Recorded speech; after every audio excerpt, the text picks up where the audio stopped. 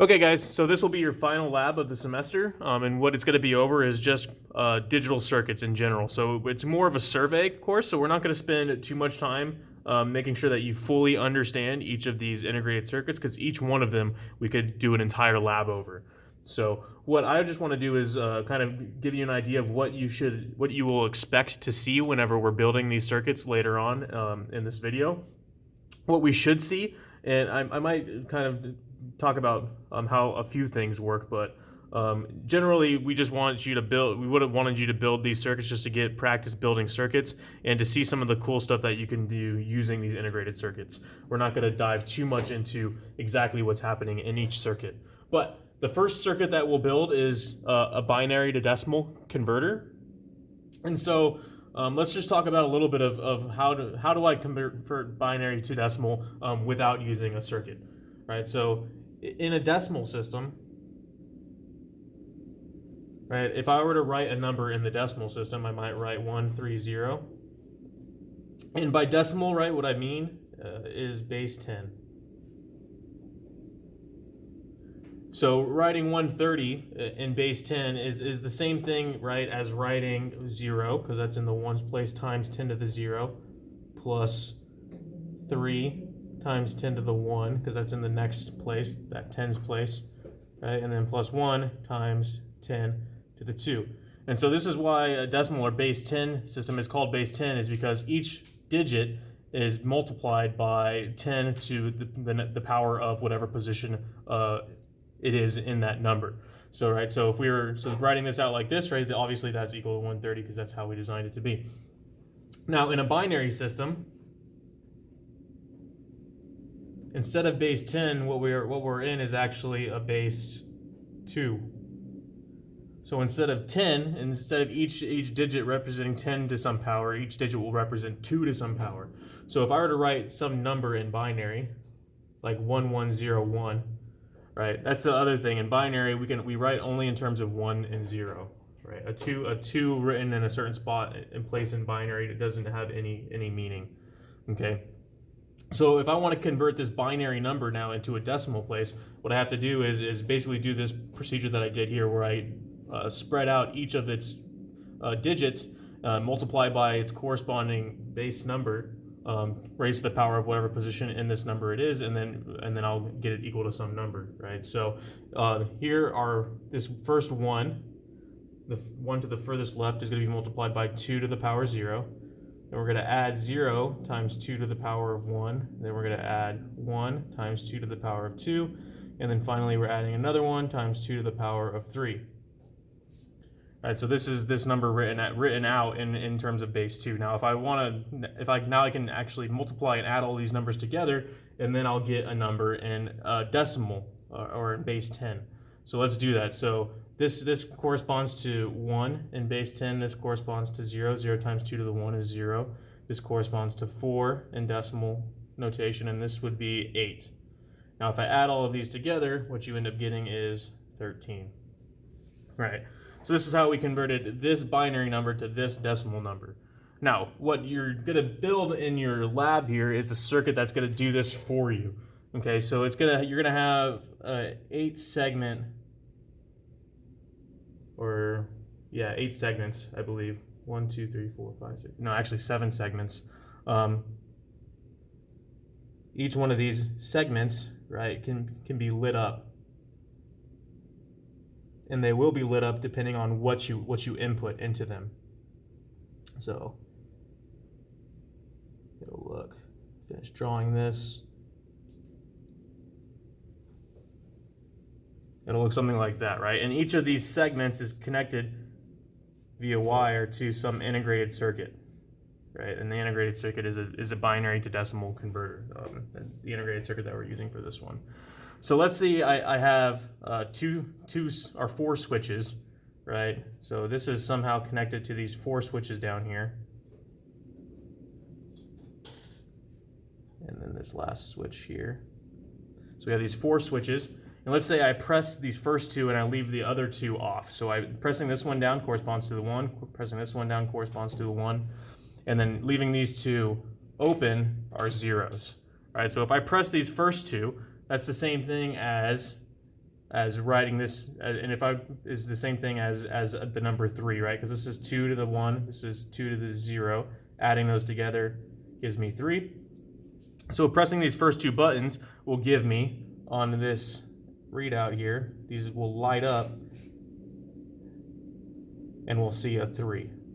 So depending on which of these switches we push down, we'll change these segments over here that are lit up, and then this is a way from converting this binary input, which is just ones and zeros, into a decimal system. Okay, so that'll be the first part of the lab. Now, for the second part of the lab, I want to take a DC, digital signal, so something that's just straight across like this, right? And I want to convert it to an analog signal, which is continuous, which looks something like this, right? So we've done the other one. We've gone from analog to digital, but now we're going back from digital back to analog. So how are we going to do that? Basically, we're going to run this DC signal through 4 different resistors in this case, and the varying resistors will give us varying voltages. So we'll get 4 different voltage levels by running this one DC signal through 4 different resistors, right? And then using the integrated chip for this part, the 4029, I believe this one is. Using that chip for this part, what we'll do is it'll take those 4 different voltage values that we now have, and it'll arrange them so that we'll get something that might look something like this. Right? We'll get 4 different voltages by just running this through 4 different resistors, and then this chip will then arrange them in a way that we get something that looks like that. And then back up. All right. And then what we'll do is we'll take what we aren't going to do, but what we would do at this point is run this through some sort of interpolator. So we're not going to actually do this in the lab, but there are various ways of smoothing this function out, right? In which case it'll look something like this. We can interpolate between the points, and then we'll get back an analog signal. All right, so we'll just be demonstrating this briefly, okay? So again, don't worry too much about how is this functioning, just worry about what is it doing, right? So we're taking this DC signal, splitting it into 4 different voltages, and then arranging those voltages in order to make some pattern that we can then smooth out and make an AC signal from, or an analog signal from. Okay, for the next part, we're going to use something called a 555 timer, and we're going to use it as a pulse generator. So what do I mean by pulse generator? We'll take some input, Vn, as a function of t, and this will be constant DC input. And what this 555 timer will do is split it into pulses. So it'll be off and on, like so. Right? So this will be our output. All right, and then by hooking up, so you'll have some 555 timer here, right? One of these pins is gonna go to some part of the circuit. It's not really important, but it'll come down, it'll split. And this will be in your manual, this full chart, so you can see what I'm talking about here. It'll go to some capacitor. This capacitor in this circuit will determine the frequency of these pulses down here. All right, so this capacitor will change the frequency of the pulses. All right, and then we'll have another pin. I believe this one is pin 3, but again, it's not important. What's important is that this goes to some potentiometer.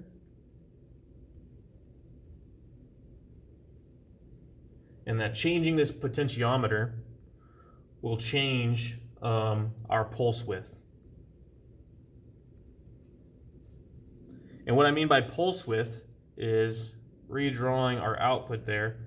If I have a large pulse width, that means these pulses are very close together. So the frequency hasn't changed, but the amount of time that it's on versus the amount of time that it's off will change. Right, so this is a narrow pulse width, this is a large pulse width, but the frequency hasn't changed between the two. Okay, so that will be the 555 timer. Now the final thing that we'll see is a frequency synthesizer, and this will be by far probably the most complicated circuit that you will or you would have built in this lab. But just to really break it down into what's essential here is we'll have your integrated circuit, which is the 4017, which is a decade counter. Okay, we will be inputting some frequency. We'll be inputting some signal into it. So we'll have some FN going into pin 14 here, which is the clock, right? And then this pin will then run to some potentiometer, among other things. But what we're really focusing on here is the potentiometer. And this potentiometer will change the frequency that we hear our signal at. So if it's if we change our potentiometer, the frequency gets higher, then we'll hear a higher pitched buzzing, right? And then also further over here, we'll have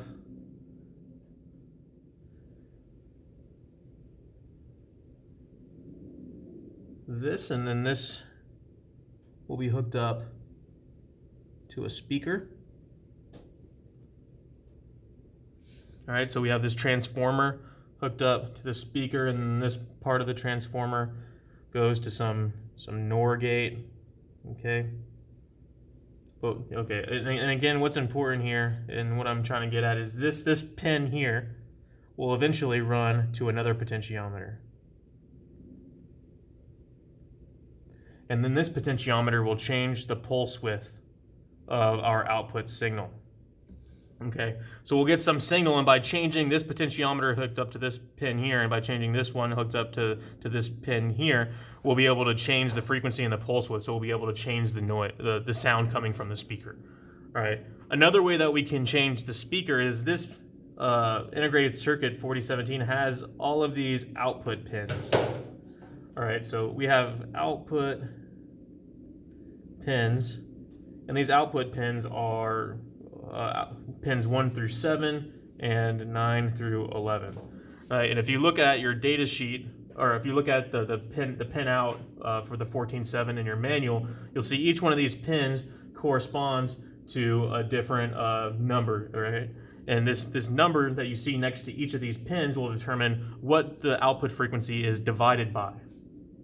Okay, so so each of these pins will divide our input frequency by a number ranging from 1 to 10. So divide by 1 to 10. So for instance, the pin 3 will divide our frequency by 1. And then pin 2 is going to end up dividing our frequency by 2. All right, and then pin 4 is actually going to divide the frequency by 3, and then so on. So you can look at that pin out, and you can see how this will correspond. So depending on what our output is, what pin our output is hooked up to, will depend on this frequency that we see coming out. So we're gonna confirm this, okay, by first listening to it, and then by trying to view it on the oscilloscope. So we'll be able to see this frequency change as we change from one output to another output pin. All right. So that's just a brief overview again, where this is more of a survey lab than anything. So it's going to be pretty qualitative. So we'll just be confirming that these circuits are working as designed, and not spending too much time on understanding exactly 100% what's actually happening within the circuit. Okay, so what you'll see next is me going through each of these circuits, starting with this binary to decimal, and then we'll go through each one and show what it is we just went through. All right, see you in a second. Okay guys, so we've got this decimal to, or binary to decimal converter built. You can see here we have that 4511 integrated chip, which does the conversion for us. And we have these 4 switches down here hooked up to those inputs specified in your in that circuit diagram in part A. So what we'll do is we'll go through each of the possible combinations of these 4 switches and see what our output is. Now remember, this is binary, so right now we have a 0, 0, 0, 0 input, which is why we have currently a 0 output. Now this first one here corresponds to 2 to the 0. In decimal, this would be 2 to the 1, 2 to the 2, and then 2 to the 3. right? So just pressing each of these, right, that should give us a 1 because 2 to the 0 is 1. 2 to the 1 is 2, so we now get an output of 2 there, just pressing that one. So the 0010 binary number gives us a 2 in decimal notation. If we press just 0100, right, we get the 4, because this is 2 to the 2. And then finally, the last one, 2 to the 3, which is 1000 in binary, gives us 8 in decimal. All right, so that's if we just press them individually. Now what we can do is also add them together. So if I have 0011, so I'm pressing both of these, right, we add the 2 and the 1 together, and we get a 3. Now if I add all 3 of these together, so we have 4 plus 2 plus 1, that gives us a 7. Okay. Now if I were to do this last one with all ones, right, we're going to get no output because we're now exceeding the number of segments that we would need. Right, so if our number goes over 9, because the highest number we can possibly fit using these segments is 9, if the number goes over that, we get no output. Okay, so we did that, and then that, right? So we've got so now we can do 1 and 4 to get 5. We can do 1 and 8 to get our maximum 9. Right, we can do the 2 and the 4 to get 6, and that covers all of our possible combinations, right? So you can make a truth table now doing that. It's basically just taking this binary input, right, depending on what these inputs here are, and converting it to decimal using this integrated chip. All right, so that'll do it for this first part. It just shows you how the circuit functions. Oh yeah, we got the power running to a DC power supply, so if you wanted to see that, not that interesting, but there it is, right? That's powering our integrated chip. All right. So what we'll do now is we will get the next circuit built. It will be the digital to analog converter. We'll get that one built, and then we'll come back and show you how that one works. All right, guys, so this is the completed digital to analog converter. So we see this is the 4029 chip right there, the integrated circuit. We have our function generator set at a frequency of 1 kilohertz. Let me see if I can maybe zoom in so it's easier to see that. Yeah, it doesn't look like I can. So yeah, it's set at 1 kilohertz here. We got a 5 volt peak to peak, and our offset is at 2.5 volts. Okay, so we've got that set up as instructed by our manual. And now if we go ahead and then we got our circuit obviously constructed as, and you can see these 4 different resistors, which are going to be splitting the voltage into the 4 different voltages that we can then rearrange on our screen here. So what we're looking for here is some sort of step ladder function that which then could be taken to be smoothed, and then to be smoothed out so that we could then get an analog signal. So we're not going to actually do the smoothing or interpolation, but we'll at least see the stair step here once we hit output. So let's go ahead and output the signal now. And you can see there on the function generator, we get that stair step, which is what we talked about. All right, it's not ideal. Ideally, it would be symmetric. All right, but with the circuit that we built here, this is the sort of signal that we get. Okay, but what's important here is that we're seeing that we've taken these 4 different voltages, we've stacked them up. So we've taken just a regular digital signal and we've converted it into something which looks a bit continuous. Okay, so that's the takeaway here on this part. All right, so for the next part, we will go to the pulse generator and then finish up with our frequency synthesizer. So we will be right back. Okay, so here we got the 555 timer pulse with our pulse generator all hooked up, and we can see these individual pulses over here on our oscilloscope. The 555 timer integrated circuit is here, along with the diodes and the rest of the potentiometer and the rest of that's included in that circuit diagram in your manual. Okay, so what we're going to see here is how does changing this capacitor, which is here, might be hard for you to see from this angle, but this is the capacitor here. How does changing this capacitor and then how does changing this potentiometer change our pulses that we're generating over here? So let's start by just increasing our potentiometer. So as we increase that, you see that you see the pulse width increases to the point where it's almost on nonstop, right? The time that it's off is very, very small, okay? And if we decrease it, right, you can see that that pulse width is goes back to how it was before, those small pulses, right? Now, depending on our frequency, if we zoom in on this light that's up here, right? So right now we're at that low potentiometer reading. As we increase that potentiometer, you see that light will get brighter. Okay, that's because it's on more often than it's off, right? So that means the light gets brighter. If we turn that down, we see that it gets dimmer.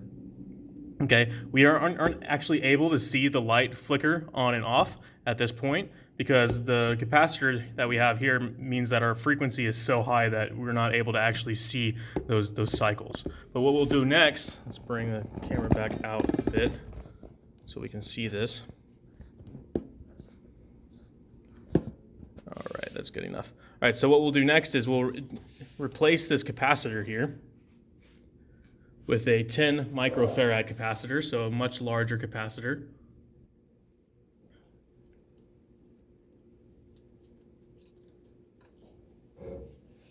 There we go. And if we look at what's going on our oscilloscope, if we change our horizontal divisions, there are our pulses. And same thing if we increase this potentiometer, you see that that width will increase, the pulse width will increase, and if we decrease it, right, the pulse width will decrease again. Now let's see what's happening with the light as we change that potentiometer. So if we come over here to the light, you can see that we're at such a low frequency now that you're actually able to see that light blink. Okay, and then if we increase the potentiometer, so the potentiometer is increasing, it goes from blinking off and on to now we're no longer able to distinguish when it's off. Okay, because those off times are so small that we can't actually see the flickering anymore. Okay, so this potentiometer is changing that pulse width, and then but we see now by changing this capacitor that we changed the frequency, so we're actually able to view it. So we decreased the frequency there. All right, so let's do one more capacitor. So we will change out this capacitor again for one that's 10 times as great. So we're going from a 10 microfarad to a 100 microfarad capacitor.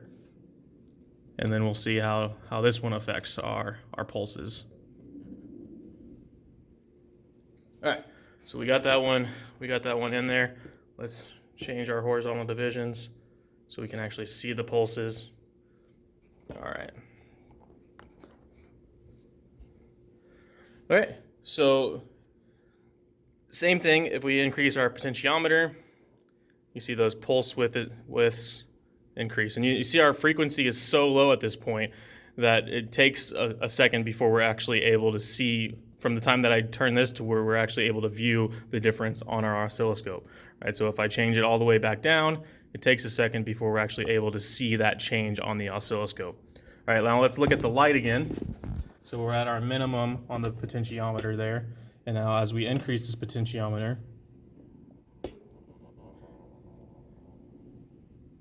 you can see that we actually do see it we actually can see it flicker off. Right? So our frequency is so low that we're actually able to see that off flicker whenever it's our potentiometer is at its maximum value. Right? If we decrease this now all the way down, we'll be able to see that light. Did I unplug something?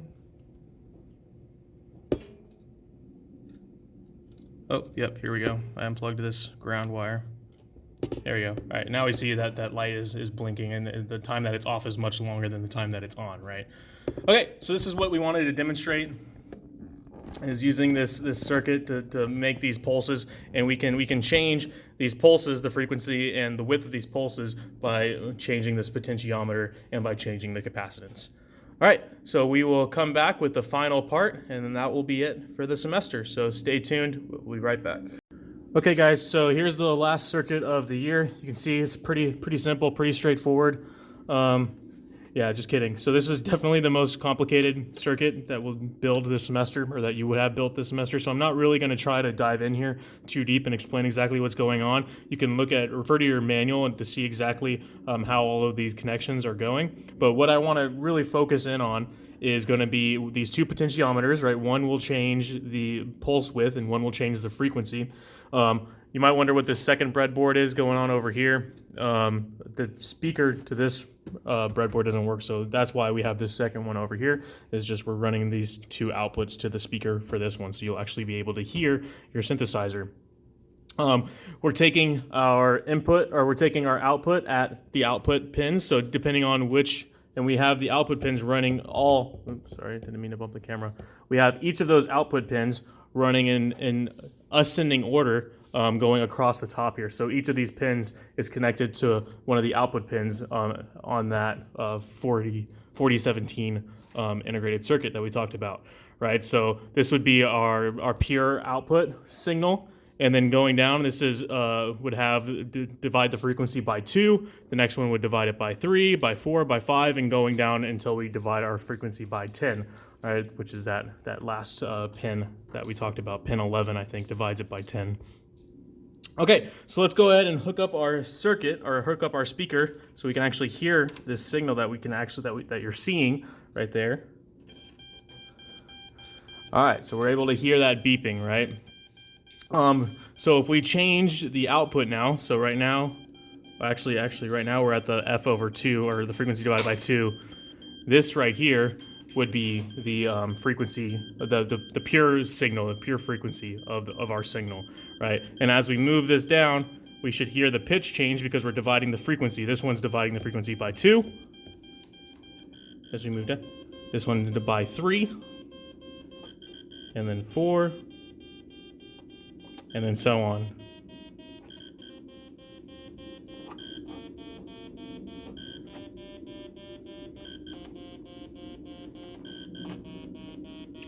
All right, and now at each of these different frequencies, we can read off what the actual frequency is here, and we'll be able to verify whether or not these pins are doing what they actually are claiming to be done in the data sheet, right? So if you look on Canvas, there will be a Excel data sheet that will have these varying frequencies recorded at each of the pins, and so you can compare that to the pin out in your manual and double check that the frequencies, or the amount of the division of each of these pins corresponds to the what you see in your data sheet. All right, so what we can do now is we can play around with these, right? So if we change this, we're changing the frequency. So you can see we go all the way up to the point where you can hardly even hear it because that frequency is so low. Or if we come back this way, you can barely hear it because the frequency is so high. All right, and then this one here will change that pulse width. You can see the pulses get longer and longer as we change this one. And whenever you change the pulse width to the point where you can't actually hear the individual pulses anymore, that's whenever you start to get that synthesizer sound.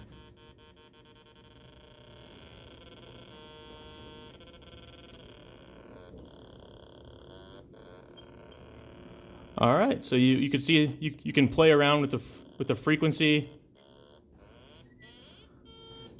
and with your pulse width, and be able to generate an infinite number of different sounds using this guy. All right, so that kind of just demonstrates how this functions. Again, what's important is just understanding how these two potentiometers change the output, and understanding how the different output pins affect our frequency as well. So again, just reference your data sheet to see, and I'll put these recorded frequencies at each pin together, so you can just confirm that those pins are functioning as they should be. But yeah, so this will be, let's go ahead and stop this from going up.